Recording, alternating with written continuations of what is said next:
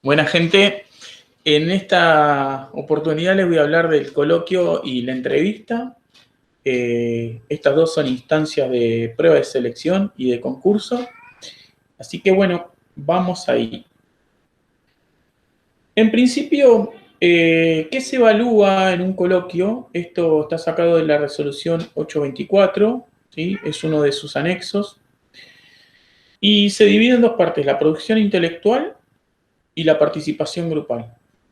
Después, más adelante vamos a ver qué peso tiene esto, ¿no?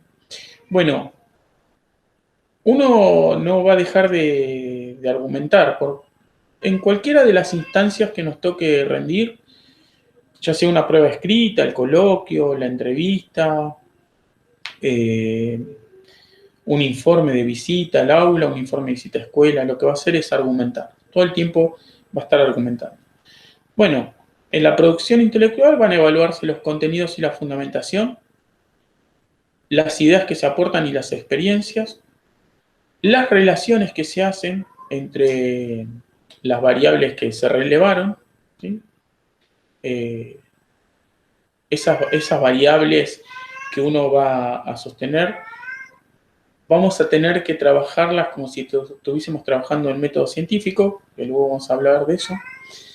¿Qué vinculación hay entre la teoría que uno maneja, pedagógica, la teoría de gestión o lo que fuese, y la práctica que vamos a observar? La precisión y la claridad que uno tiene al momento de exponer. Si lo que yo estoy exponiendo es pertinente y específico para llevar a cabo conclusiones. Y bueno, y respecto a la participación grupal, es que haya equilibrio, que los tres que participan del coloquio participen de forma equitativa, ¿no? No que uno se lleve todo la participación y los otros dos no puedan ni hablar, o que dos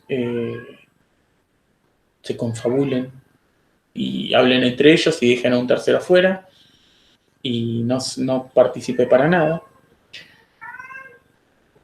¿Qué aportes se dieron en este fortalecimiento de la idea que se quiere llevar a la práctica para resolver la problemática? ¿Y cómo se reguló la dinámica del grupo? En general, siempre hay un líder, hay alguien que tiene esta condición y es bueno que la maneje.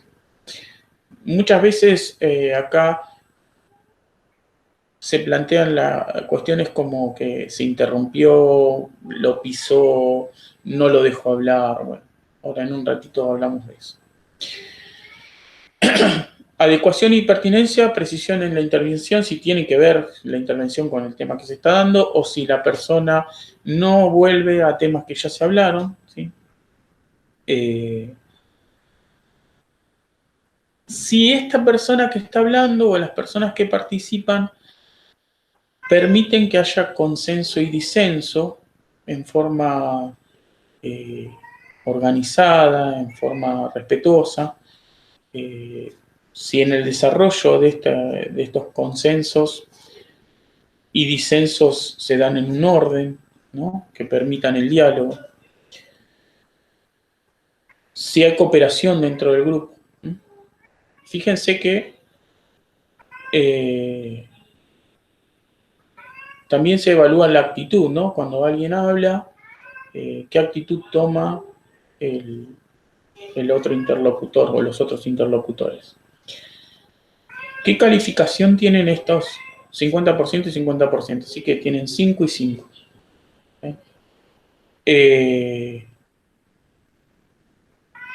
Si no hay una participación grupal medida, la producción intelectual no se va a poder ver.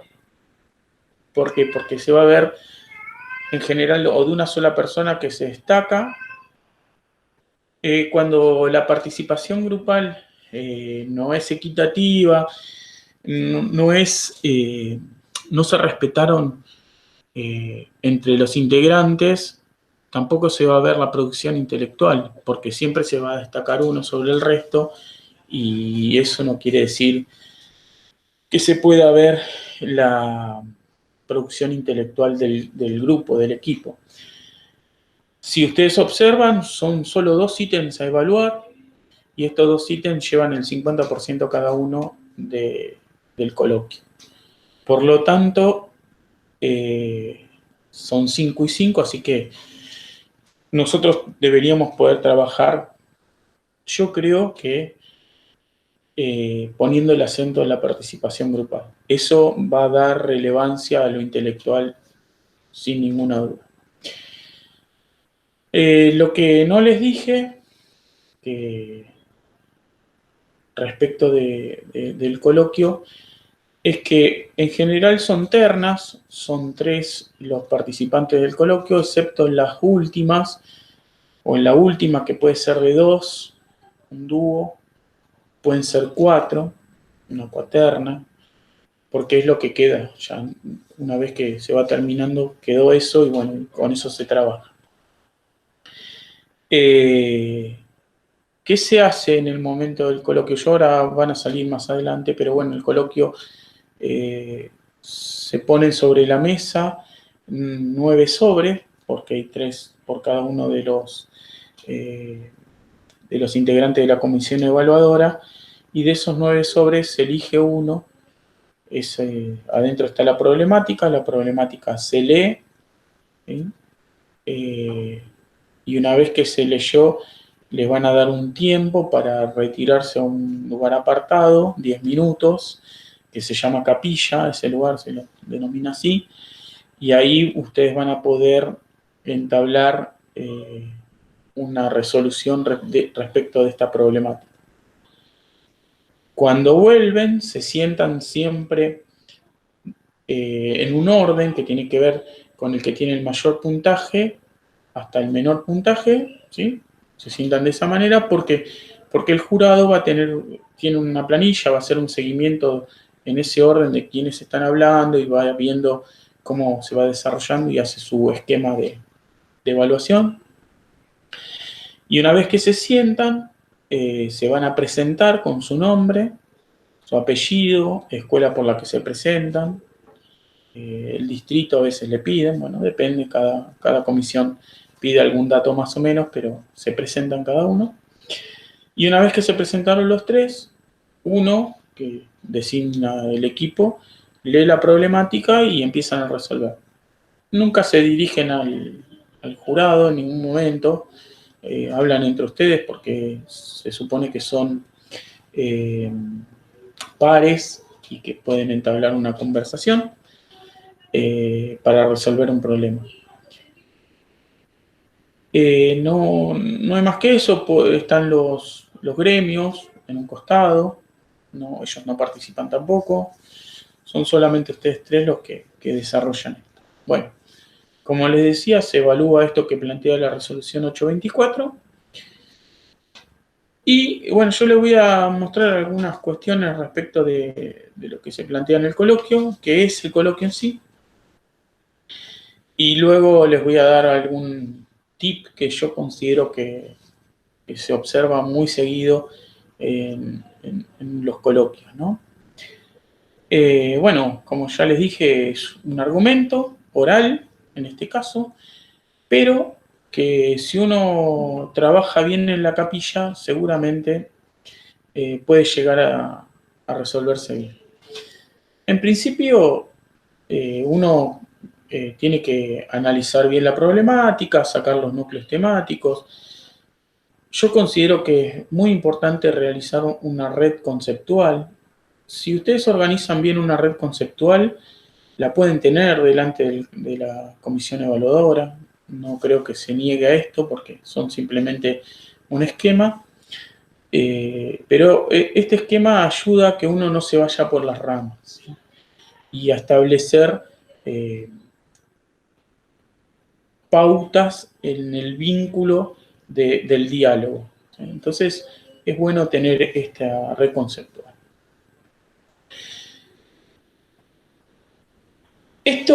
La problemática tiene que ser consensuada de alguna manera entre los 3 que están en la terna. Si no pueden llegar a un consenso, difícilmente van a poder hacer un buen planteo en el coloquio. Por lo tanto, a veces uno tiene que ceder, ¿no? En estos tiene que ver los consensos, ceder y ver desde qué punto. Igual, sostener los criterios. Después vamos a ver qué pasa con respecto a los errores, si se corrigen, no se corrigen, porque si existe un error y no se corrigió, el error es de todos, así que bueno. Acá es lo que yo les planteaba, las ternas se van a conformar en orden decreciente del puntaje, o sea, de mayor puntaje a menor puntaje se van a sentar. Y la última pueden ser 2 o 4 docentes. Esto va a ser grabado, ¿sí? Cuando los inspectores le digan que comienzan, se va a encender un grabador, se presentan, como les dije, y esta grabación se va a conservar lo que sea necesario, ¿sí? Digamos, si esa terna aprobó y no presentó ningún tipo de recurso, seguramente se pueda desechar, pero si presentó un recurso y eso fue a instancias jerárquicas, se debe conservar la grabación. ¿Cuánto tiempo pueden estar hablando? Bueno, entre 15 y 30 minutos como máximo. Esto también está, si ustedes lo buscan, en el estatuto, creo que en el artículo 84. Cualquier cosa después lo reviso.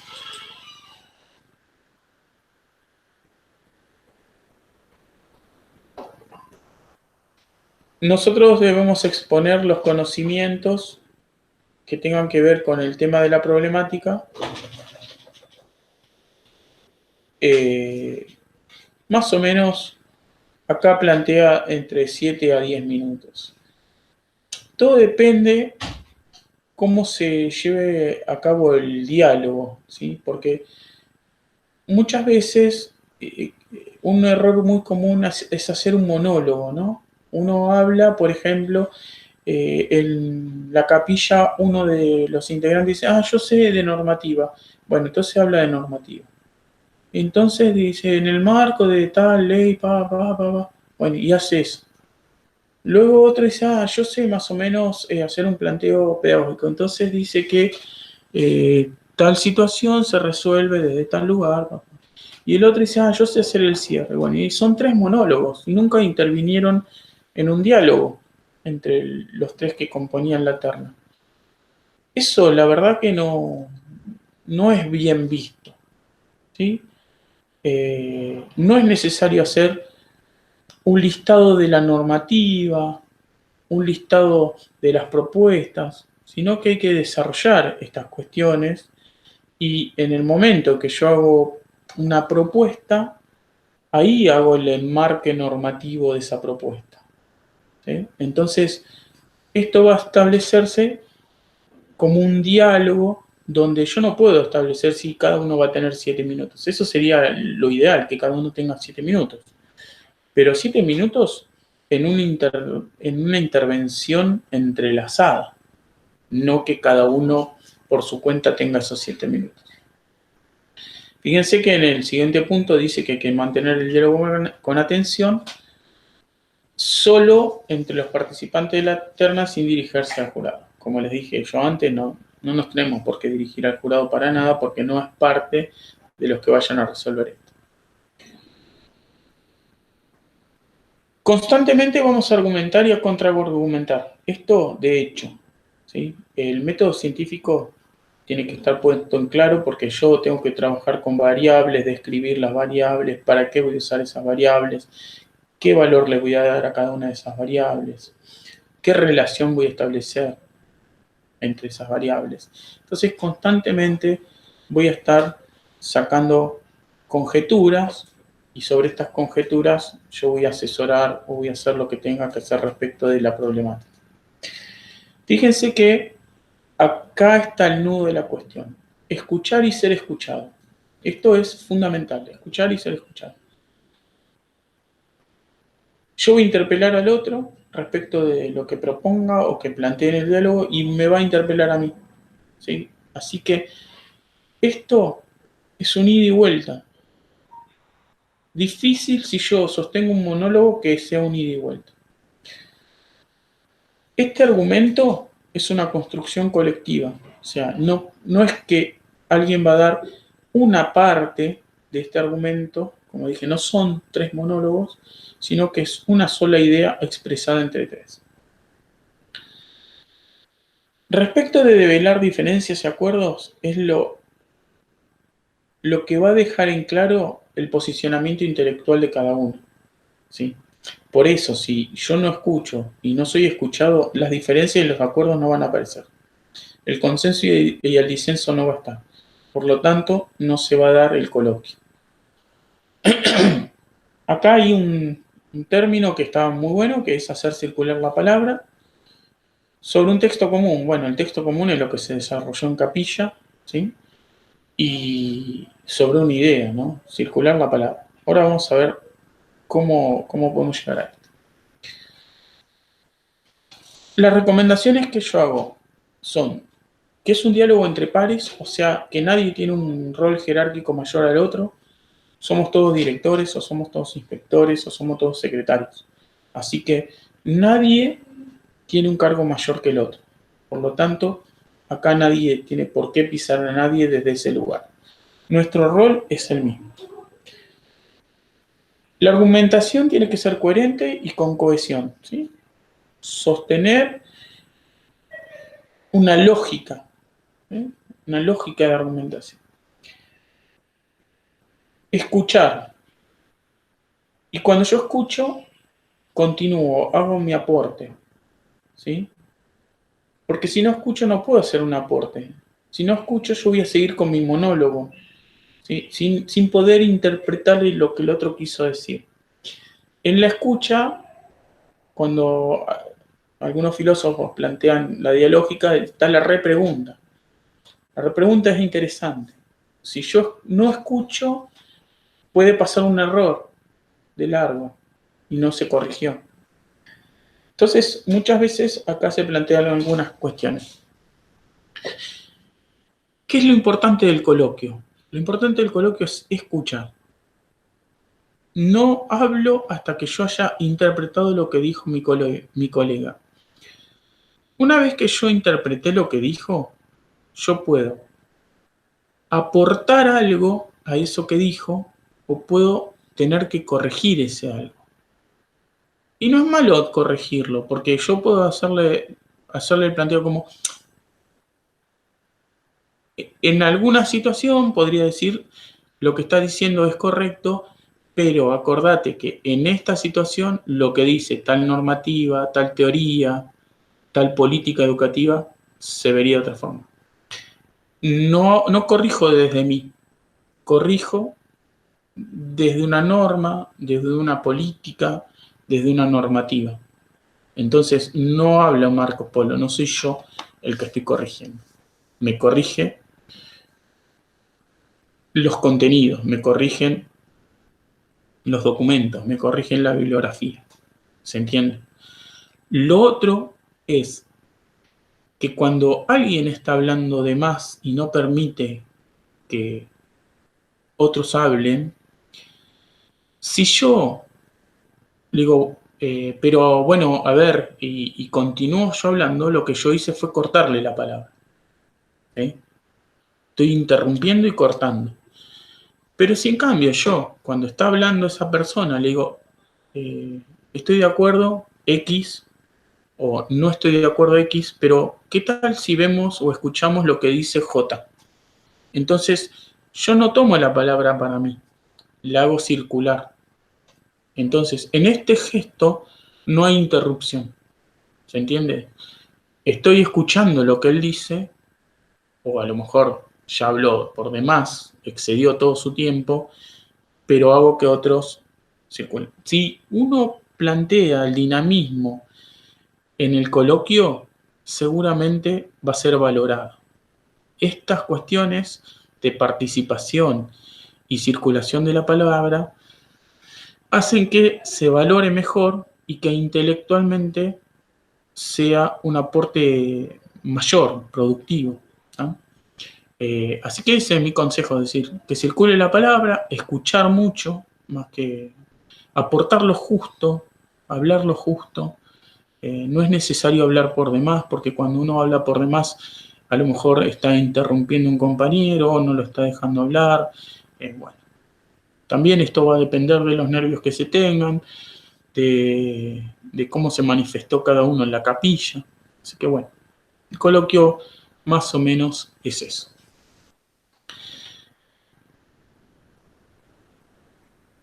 En los coloquios muchas veces puede pasar que la comisión evaluadora haya visto que uno de los integrantes haya hecho un aporte, pero otro de los integrantes no le permitió desarrollarlo, porque interrumpió, por cualquier cosa. Pero ese aporte que estaba llevando a cabo iba camino a la solución de la problemática. Entonces, cuando alguien tiene nota 5, digamos que aprobó, se le da la oportunidad de ir a la entrevista. Si sacó menos de 5, no se va a ir a entrevista.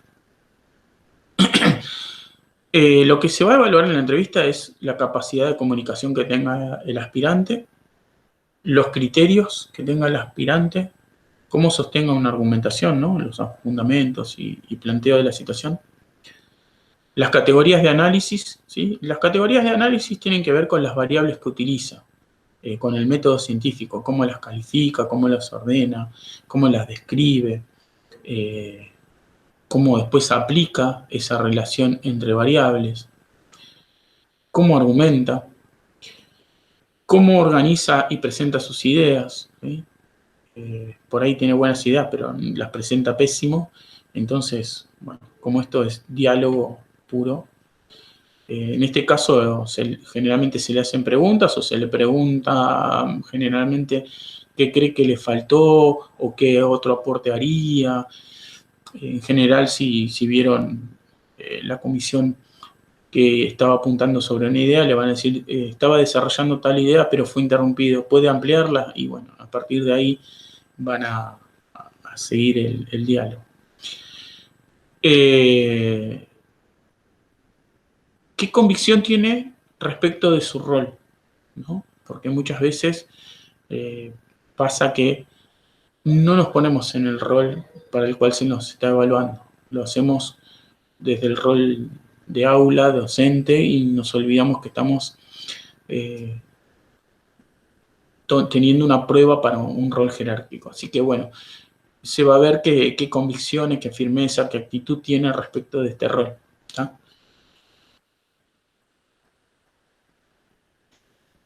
Ven, acá se plantea que es una instancia para esclarecer dudas que quedaron del coloquio.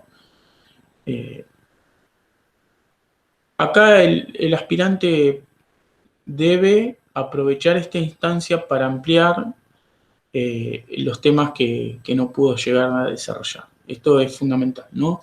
Que pueda ampliar, que pueda expresar todo aquello que en el grupo no se pudo dar. El que evalúa, el entrevistador, tiene un objetivo preciso porque ya sabe, ya evaluó el coloquio de alguna manera y tiene que sacarse la idea respecto del aporte intelectual, sobre todo, ¿no? Porque a veces la dinámica del coloquio no permitió el desarrollo intelectual de ese integrante, entonces acá, bueno, hay un objetivo preciso que es ese, y bueno, hay que tratar de responder al objetivo que está planteando el entrevistador o la comisión evaluadora. Se van a tener en cuenta cuestiones que tengan que ver con la intervención. El posicionamiento, acá lo aclaré, teórico, político y normativo, o sea, las tres dimensiones, ese posicionamiento respecto a las tres dimensiones tiene que estar muy claro. Digamos, no puede haber dudas en la entrevista. La actitud positiva respecto a la comunicación, porque el rol que está ejerciendo, sea de secretario, director o inspector, es un rol jerárquico Y el valor que tiene la comunicación en este rol, en esta función, tiene que estar bien claro, ¿sí? Y el entrevistador se tiene que dar cuenta del manejo comunicacional de la entrevista.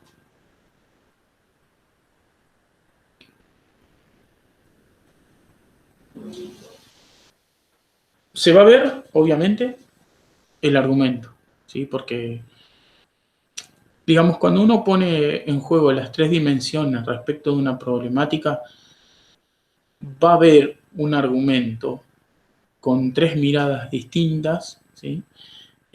Porque uno va a hablar desde una teoría pedagógica, eh, el otro de un posicionamiento político y, el otro en cuanto a garantías normativas y administrativas. Así que en esas tres dimensiones, las categorías de análisis y, el desarrollo y síntesis que puede hacer entre las tres va a quedar en claro ahí si está argumentando bien o no. Si presenta en forma clara y organizada su idea. Así que eso es fundamental. No es que tiene mucho tiempo, a veces son una o dos preguntas, eh, dependiendo de la mirada que tiene la comisión evaluadora. Así que es muy sencillo, muy rápido y no es mucho tiempo.